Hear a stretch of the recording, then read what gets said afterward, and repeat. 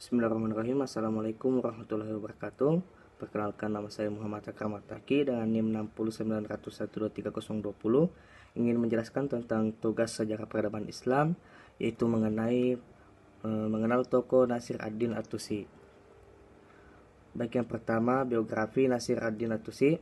Muhammad Ibnu Al-Hasan at-Tusi, juga dikenal sebagai Nasir ad-Din at-Tusi, adalah seorang ilmuwan matematikawan dan filsuf terkemuka dari Persia pada abad ke-13. Dia dikenal dengan kontribusinya yang luas dalam bidang astronomi, matematika, dan filsafat yang telah memengaruhi pemikiran ilmiah di seluruh dunia. Beliau lahir pada 18 Februari 1201 di Tus, Persia, dan wafat pada tanggal 26 Juni 1274 pada usia berumur 73 di Kadimia, Baghdad. Yang kedua, latar belakang kehidupan Nasir ad-Din at-Tusi. Yang pertama, pendidikan dan pengembaraan. Ia menempuh pendidikan tinggi di berbagai pusat ilmu pengetahuan Islam, termasuk di Baghdad, sebelum akhirnya menetap di Marageh dan Qazvin.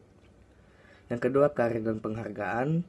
At-Tusi menjadi direktur observatorium astronomi di Marageh dan mendapat dukungan dari penguasaan dinasti Ikhanid yang menghasilkan banyak karya ilmiahnya. Baiklah, selanjutnya yaitu kontribusi Nasir ad-Din at-Tusi, yaitu yang pertama, kontribusi di bidang astronomi. Pertama itu Observatorium Marageh.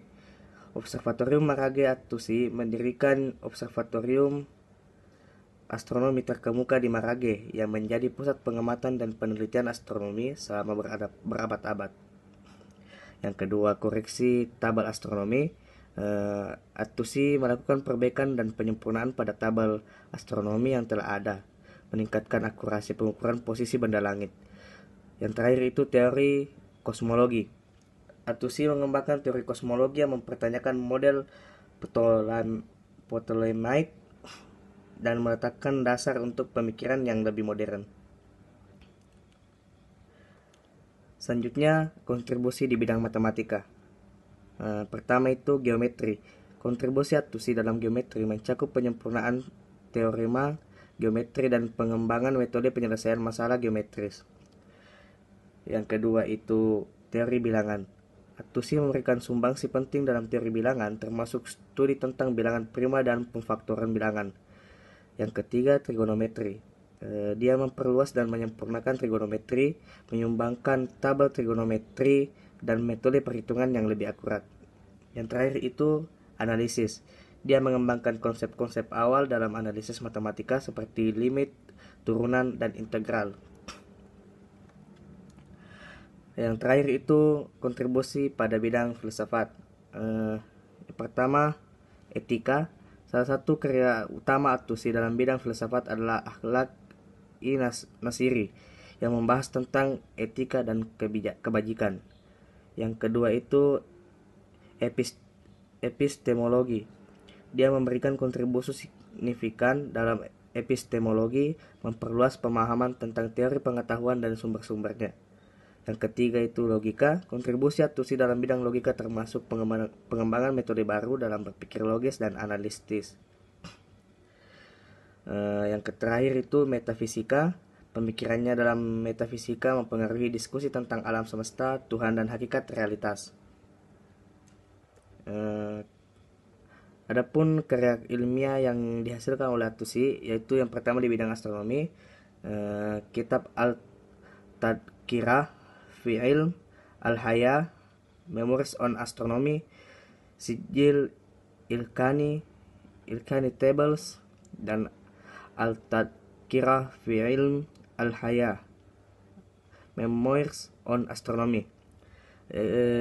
Kemudian di bidang matematika, kitab Al-Takmilah fil Hisab, Supplemento Arithmetic.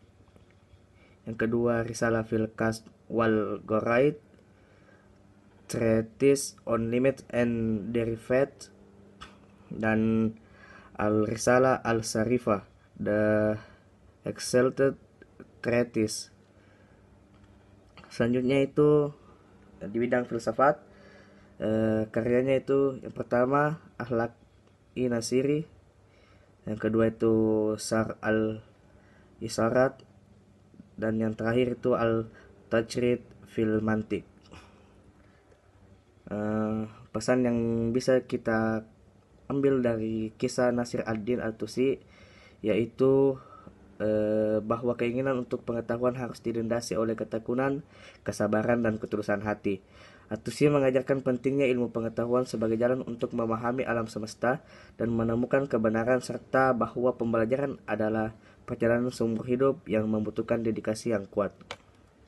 Sekian dari saya. Assalamualaikum warahmatullahi wabarakatuh.